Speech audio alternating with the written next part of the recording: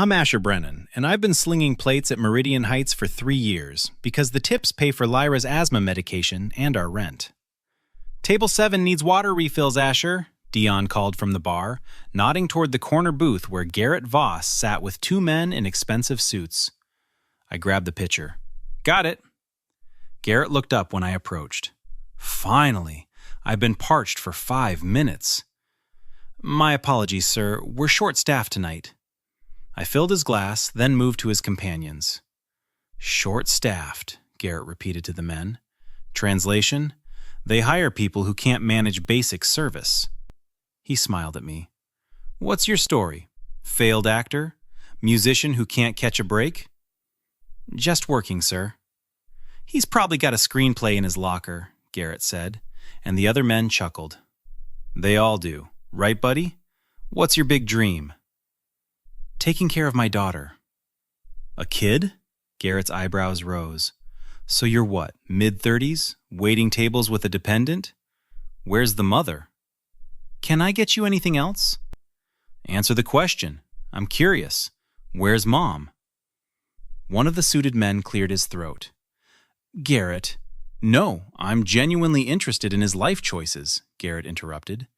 Because I'm sitting here wondering what series of decisions leads a grown man to this point. So where is she? She passed away 4 years ago. The table went quiet for exactly 3 seconds. Well, that's unfortunate, Garrett said. But surely there was life insurance? Family support? Something other than, he gestured at my uniform. This? I'll bring your appetizers shortly. I turned away. Hey, his voice sharpened. I wasn't finished talking. I stopped, but didn't turn around. Look at me when I'm speaking to you. I faced him. You know what your problem is? Garrett leaned back. You think showing up is enough. That working hard at something beneath you somehow makes you noble. It doesn't. It makes you someone who's settled. He pulled out his phone. My daughter is 15. Private school, equestrian competitions, fluent in 3 languages. You know why? Because I built something instead of making excuses. Your appetizers will be right out, sir. Don't walk away from me again. Paulina appeared beside me. Is everything all right, Mr. Voss? Your waiter here seems to think customer service is optional. I apologize. Asher is one of our best, but I'll personally handle your table tonight. Paulina touched my elbow. Why don't you take your break? I went to the storage room and counted to 60. Dion found me 10 minutes later. Paulina's pissed. Voss complained that you were rude. He asked about Lyra's mother. Jesus. Still, you know how Paulina is about him. He drops $3 grand every visit. I need this job, Dion. I know, man. Just keep your head down. I worked the rest of my shift avoiding table 7. At midnight, I found Garrett's receipt. The bill was $2,800. The tip line had a 0 with a circle around it. Below it, he'd written, "Try harder." Paulina was counting the register. Asher, we need to talk. I didn't do anything wrong. Mr. Voss is a valued guest. When he speaks to you, you engage respectfully. She didn't look up. He mentioned you seemed hostile. He asked invasive personal questions. He's friendly. He networks. That's how successful people operate. Now she looked at me. We accommodate our high-value clients. Even when they're degrading? He tipped Marcus 40% last month. I held up the receipt. $0, Paulina. After he spent an hour asking about my dead wife. Then maybe reflect on what you did to earn that. She closed the register. One more complaint from Mr. Voss, and I'll have to let you go. I drove home, and Mrs. Huang from next door was on my couch. Lyra's asleep. She used her inhaler around 9. Thank you. I paid her $40 from my tips. That girl adores you. I checked on Lyra, then fell asleep on the couch with my work shoes still on. Garrett came back 4 days later. "Asher's table," Paulina announced. I approached with water and menus. "Good evening, Mr. Voss." "Brennan, right? That's your last name?" He was alone this time. "Yes, sir." "Irish?" "I believe so, sir." "My mother was Irish. Tough people. So why aren't you tougher?" He opened the menu. "I've been thinking about our conversation. You said you're taking care of your daughter. How old?" "9, sir." "And the asthma situation is expensive?" My stomach dropped. "I'll give you a moment with the menu." "No, stay. I'm curious." He set the menu down. "Because I did some thinking, and here's what I realized. You're mad at me for stating facts. Your situation is unfortunate, but you're choosing to stay unfortunate instead of improving it." "I'm working on improvement, sir." "By waiting tables?" he laughed. "Asher, I started with nothing. Absolutely nothing. I borrowed, I risked, I built. Now I have 14 restaurants, 6 properties, a boat. You know why?" "Why, sir?" "Because I refused to be a victim of my circumstances." He leaned forward. "Your daughter watching you scrape by, seeing her dad exhausted and broke, what's that teaching her?" "That I show up for her every day. That mediocrity is acceptable." He pulled out his wallet. "Tell you what, I'm going to help you." He placed a $100 bill on the table. "I don't understand." "That's for your daughter's medication, not because I pity you, because I want you to think about something. This $100 took me 3 minutes to earn this morning. 3 minutes. How long did it take you?" "Mr. Voss." "How long, Asher?" "About 6 hours?" "Right. 6 hours of your life for what I make in 3 minutes. And instead of being angry at me for pointing that out, you should be angry at yourself for accepting it." He pushed the bill closer. "Take it. Buy her medicine. Then ask yourself if you want to spend the next 10 years doing this." I left the money on the table. "I'll take your order when you're ready, sir." His expression hardened. "Pick it up." "I'd rather not, sir." "I'm trying to help you." "I don't need that kind of help." Pride. That's your real problem. Too proud to accept reality. He put the money back. "Bring me the duck and a scotch. Neat." I put his order in and avoided his section. Marcus delivered his food. Garrett stayed 2 hours. His bill was $94. He left 12 cents. Paulina called me to her office. "He's requested you be removed from his service permanently." "Fine by me." "It's not fine, Asher. He's talking about taking his business elsewhere." Her voice rose. "He brings clients here twice a week. That's 10,000 monthly revenue walking out because you can't handle basic interaction." "He's harassing me, Paulina." "He's being friendly, and you're being sensitive." She rubbed her temples. "I'm suspending you for a week, unpaid. Use that time to decide if you can handle this job professionally." "I have rent due in 6 days." "Then you should have thought about that before alienating our best customer." I walked out and sat in my car, staring at the missed call from Lyra's school nurse. The voicemail played. "Mr. Brennan, Lyra had an episode in gym class. We used the emergency inhaler, but we need you to bring a replacement tomorrow. Also, your payment for this month's medication pickup is overdue." I drove to the pharmacy. The bill was $340. My checking account had $187. "Can I pay half now?" I asked the pharmacist. "We need the full amount, sir. It's been over 30 days. "I'll have it in a week. Please, my daughter needs it." The pharmacist looked pained. I'm sorry. I can't release it without payment. Talk to the manager tomorrow.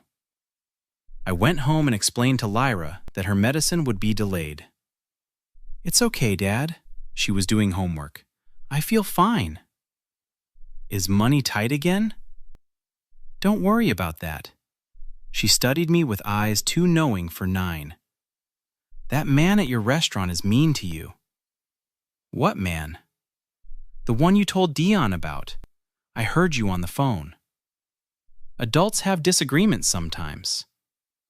He made you sad. I knelt beside her chair. You know what makes me happy? Coming home to you every single night. Everything else is just noise. She hugged me, her small arms fierce around my neck. The next morning, Lyra had an attack at school. The nurse called an ambulance. I met them at the emergency room, where a doctor asked why she didn't have her maintenance medication. There was a delay, I said. Mr. Brennan, these delays are dangerous. This is her 3rd ER visit in 4 months. If this pattern continues, we'll have to file a report with Child Services. The words hit like cold water. A report? It's protocol when a child's medical needs aren't being consistently met. I understand finances are difficult, but there are assistance programs. I'm handling it. Are you? Because from here it looks like you're not. They kept Lyra for observation.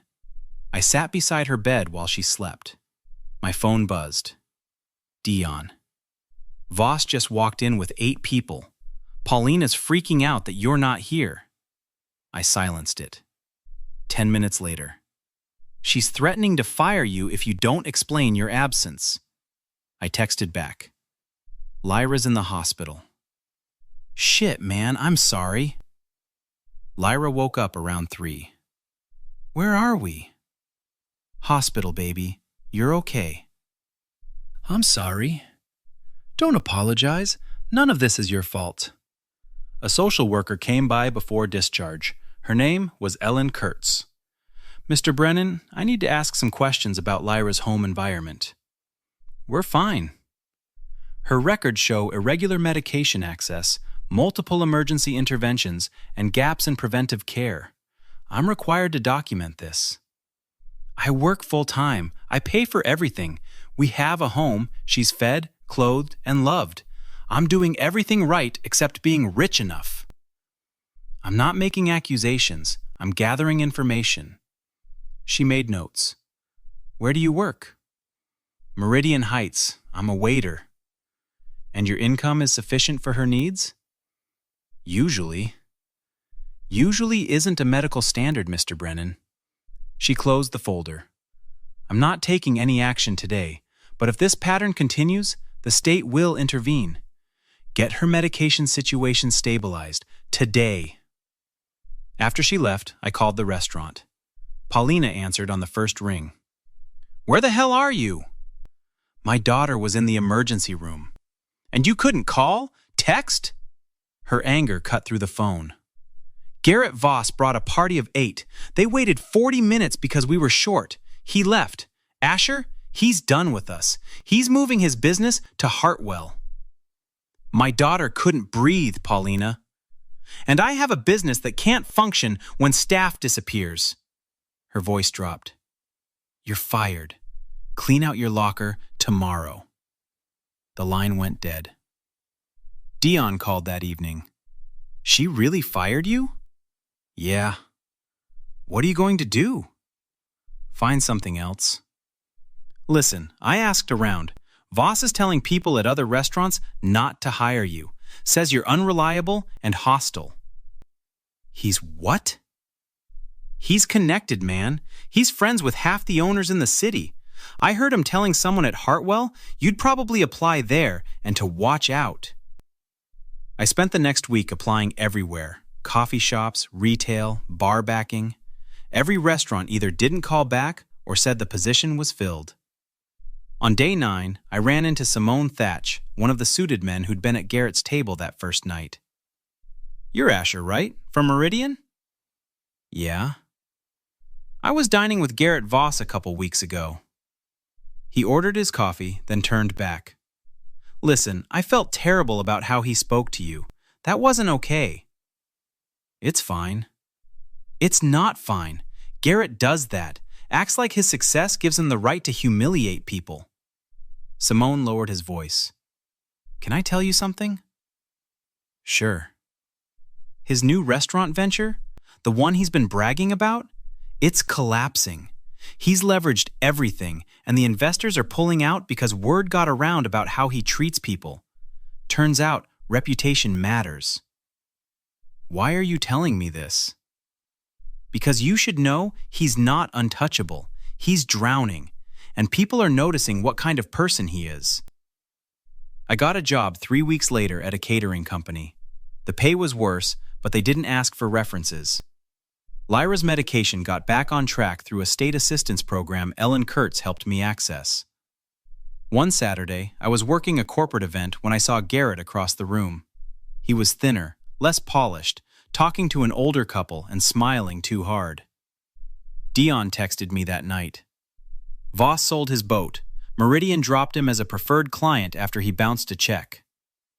2 months later, Garrett showed up at a wedding I was serving.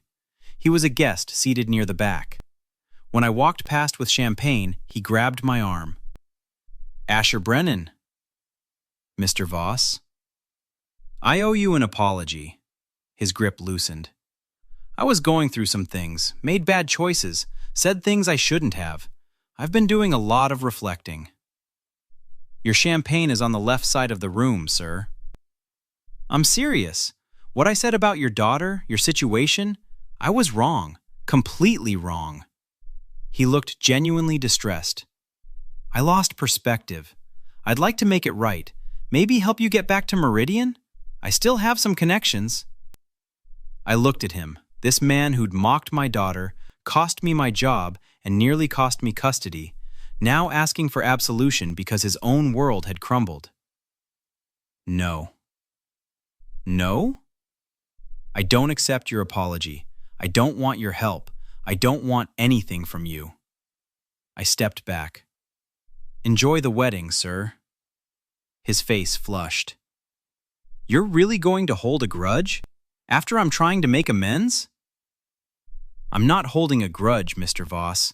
I'm just choosing not to forget who you showed me you were when you had power. I gestured to the champagne. It's complimentary. I walked away and finished my shift. 3 months later, Lyra and I moved into a better place. The catering company promoted me to event coordinator. We weren't rich, but we were stable. I never saw Garrett again, but Dion told me he left the city after his restaurants failed. Lyra asked me once if I ever got even with the mean man. No, baby. I just stopped letting him matter. She thought about that. Did he ever stop being mean? I looked at my daughter, healthy and safe and loved, and realized I didn't actually care what Garrett Voss became after he stopped affecting our lives. But here's what I still think about sometimes when I'm serving people who think their money makes them superior. If someone powerful apologizes only after they lose their power, did they really learn anything? Or did they just learn what it feels like to need grace they never gave?